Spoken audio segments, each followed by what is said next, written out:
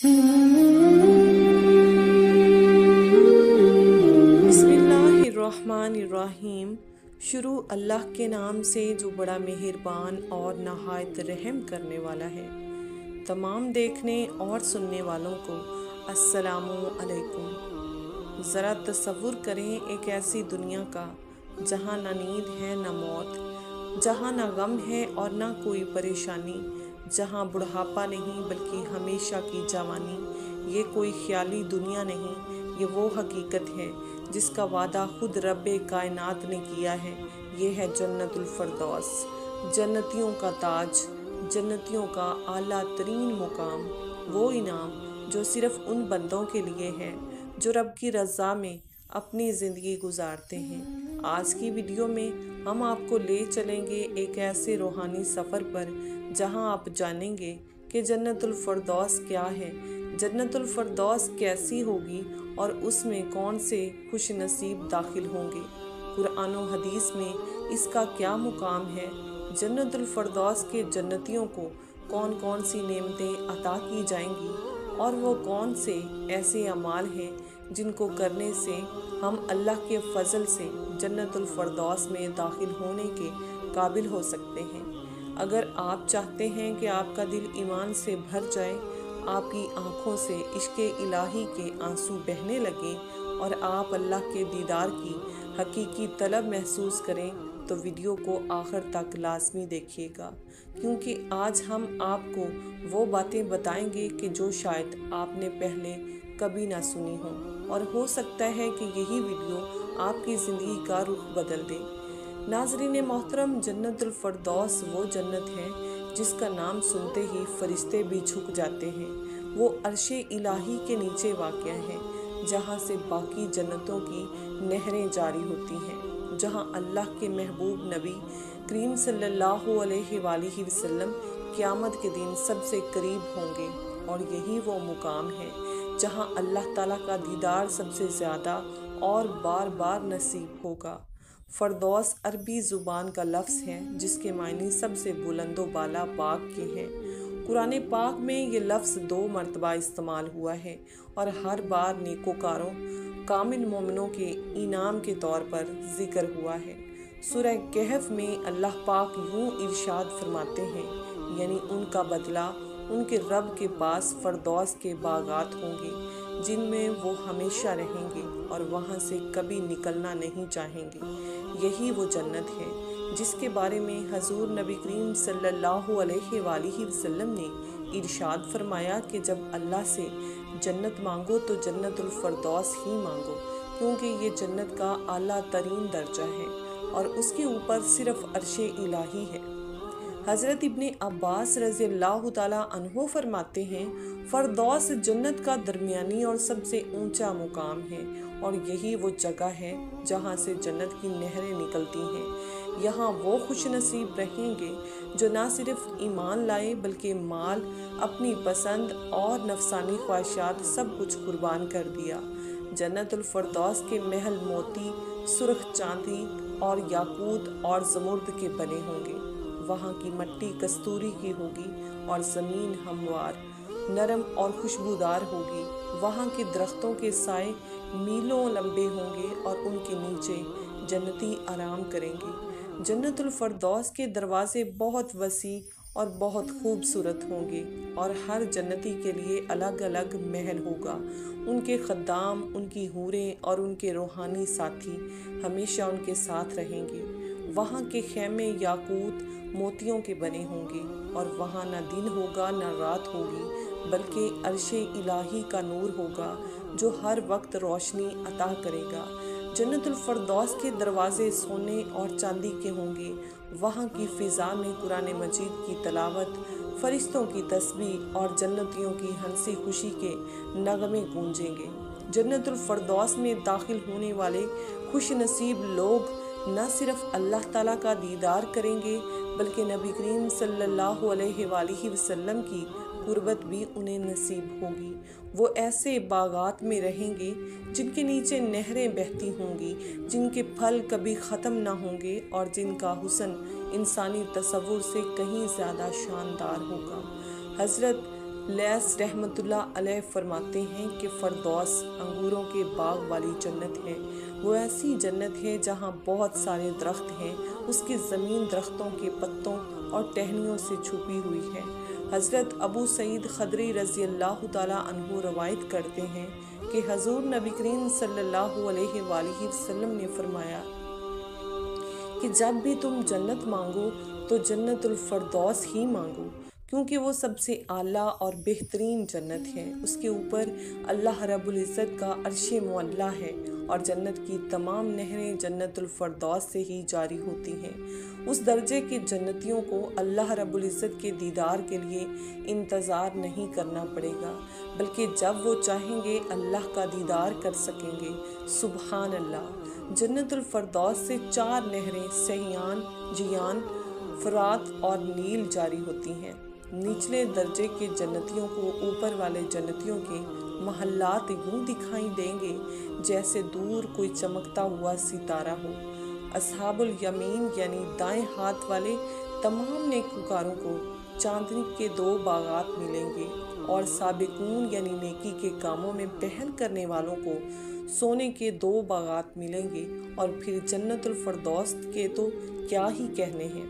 اس جنت کو اللہ رب العزت نے خود اپنے دست قدرت سے تخلیق فرمایا، اور اس کی ایک اینٹ سفید موتی کی، ایک سرخ یاقوت کی اور ایک سبز زمرد کی، اس کی مٹی مشک کی ہے اور اس کے سنگریزے لوح گوہر کے ہیں، اور اس کی گھاس زعفران کی ہے، اور یہاں کے محلات میں ہر وقت عود کی انگیٹھیاں جلتی رہتی ہیں جس کی خوشبو سے ان کے محلات معطر رہیں گے۔ جنت الفردوس میں ایک ایک موتی کا خیمہ ہوگا جو خوبصورت موتی کو اندر سے تراش کر بنایا گیا ہوگا، اور ان کی بلندی 60 میل ہوگی۔ وہاں تمام برتن سونے اور چاندی کے ہوں گے، وہاں کے درختوں کے تنے سونے کے ہوں گے، وہاں کھجوروں کے درختوں کے تنے سبز زمرد کے ہوں گے، اور اس کی ٹہنیاں سونے کی ہوں گی، اور اس سے ہی جنتیوں کے لباس تیار کیے جائیں گے۔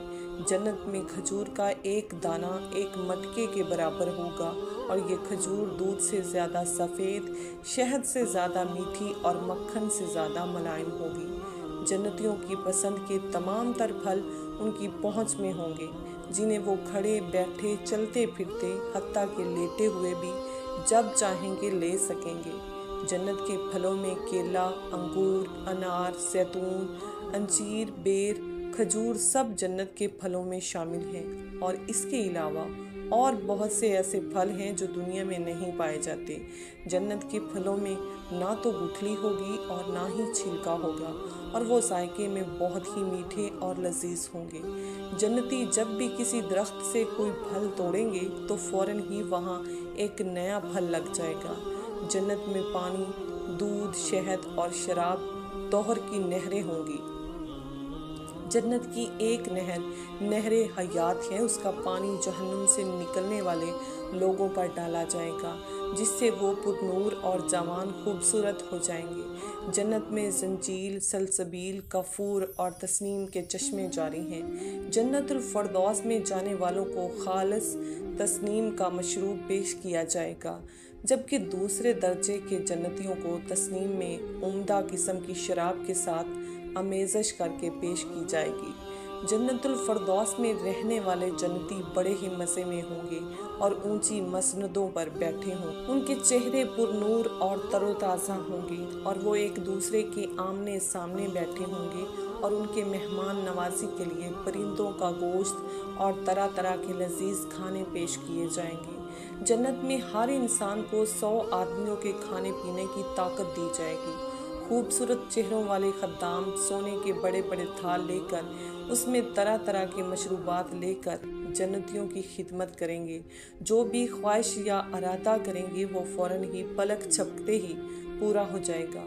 وہاں کوئی لغو یا بیہودہ بات نہ ہوگی۔ ہر طرف نعمتیں، خوبصورت مناظر، امن و سکون اور راحت اور خوشیاں ہوں گی۔ ان کے چہرے 14ویں کی چاند کی طرح روشن اور چمکدار ہوں گے، جبکہ دوسرے درجے کے گروہ کے چہرے ستاروں کی مانند روشن ہوں گے۔ حضور نبی کریم صلی اللہ علیہ وآلہ وسلم نے فرمایا کہ جنت میں ایسی نعمتیں ہوں گی جن کو نہ کسی آنکھ نے دیکھا، نہ کسی کان نے سنا، اور ان کے بارے میں اور نہ کسی کے دل میں اس کا تصور کیا ہوگا۔ آپ صلی اللہ علیہ وآلہ وسلم نے فرمایا کہ جنت میں اگر موت ہوتی تو جنتی لوگ جنت کی نعمتوں کو دیکھ کر خوشی سے مر جاتے، اور اگر جہنم میں موت ہوتی تو جہنم کی سختی کو دیکھ کر غم سے مر جاتے۔ جنت میں ان تمام نعمتوں سے بڑھ کر اللہ تعالیٰ کا دیدار ہوگا۔ جنت الفردوس میں رہنے والوں کو اللہ کے دیدار کے لیے انتظار نہیں کرنا پڑے گا، بلکہ وہ جب چاہیں گے اللہ کا دیدار کر سکیں گے۔ قرآن مجید میں اللہ پاک فرماتے ہیں، اس روز کچھ چہرے تر و تازہ ہوں گے اور اپنے رب کو دیکھ رہے ہوں گے۔ یہ وہ لمحہ ہوگا جب جنت الفردوس کے باسی اپنے محلوں، نعمتوں، خدام، حتیٰ کہ حوروں سے بھی زیادہ اللہ رب العزت کے دیدار میں راحت محسوس کریں گے۔ حدیث شریف میں آتا ہے کہ جب جنتی اللہ کا دیدار کریں گے تو وہ کسی نعمت کو بڑا نہیں سمجھیں گے سوائے اللہ کے دیدار کے۔ اللہ کا دیدار انہیں بار بار نصیب ہوگا۔ یہ دیدار کیسا ہوگا؟ اس بارے میں نبی کریم صلی اللہ علیہ وآلہ وسلم نے ارشاد فرمایا، تم اپنے رب کو ایسے دیکھو گے جیسے تم 14ویں رات کے چاند کو دیکھتے ہو۔ اور ایک اور روایت میں بیان ہوا، اللہ تعالیٰ جنتیوں سے فرمائے گا، کیا تم مجھ سے راضی ہو؟ جنتی کہیں گے، کیوں نہیں اے ہمارے پروردگار، کیا تو نے ہمیں جنت عطا کی؟ تب اللہ تعالیٰ فرمائے گا، میں تم سے راضی ہو گیا، میں تمہیں اپنی رضا دیتا ہوں اور اب کبھی تم سے ناراض نہ ہوں گا۔ اور یہی وہ لمحہ ہوگا جب دل، آنکھیں، روح سب ایک ساتھ جھک جائیں گی اور رب کا دیدار جنت الفردوس میں مکمل سکون عطا کرے گا۔ ناظرین، اب ہم جانتے ہیں کہ وہ کون سے خوش نصیب ہوں گے جو جنت الفردوس میں داخل ہوں گے۔ قرآن مجید میں اللہ پاک یوں ارشاد فرماتے ہیں، بے شک ایمان والے کامیاب ہو گئے جو اپنی نماز میں عاجزی کرنے والے ہیں، جو بہودہ باتوں سے منہ موڑنے والے ہیں، اور جو زکوٰۃ دینے والے ہیں، جو اپنی شرمگاہوں کی حفاظت کرنے والے ہیں، مگر اپنی بیویوں اور لونڈیوں پر، اس لیے کہ اس میں کوئی الزام نہیں۔ جو شخص اس کے علاوہ طلبگار ہو وہی حد سے تجاوز کرنے والے ہیں، اپنی امانتوں اور وعدوں کا لحاظ کرنے والے ہیں، اور وہ اپنی نمازوں کی حفاظت کرنے والے ہیں، اور وہی وارث ہیں جو جنت الفردوس کے وارث ہوں گے، اور وہ اس میں ہمیشہ رہنے والے ہوں گے۔ جنت الفردوس میں داخل ہونے کے لیے کون سے ایسے اعمال کرنا ضروری ہیں جن سے ہم اللہ کے فضل سے جنت الفردوس میں داخل ہونے کے قابل ہو سکتے ہیں؟ سب سے پہلی چیز کامل ایمان کا ہونا ضروری ہے، یعنی انسان اللہ اور اس کے رسول پر ایمان لائے، اللہ کی کتابوں اور اللہ کے فرشتوں پر اور روز آخرت پر ایمان رکھتا ہو، اور ایمان کی حالت میں ہی اس کی وفات ہوئی ہو۔ جنت میں داخل ہونے کے لیے ایمان کی حالت میں دنیا سے رخصت ہونا ضروری ہے۔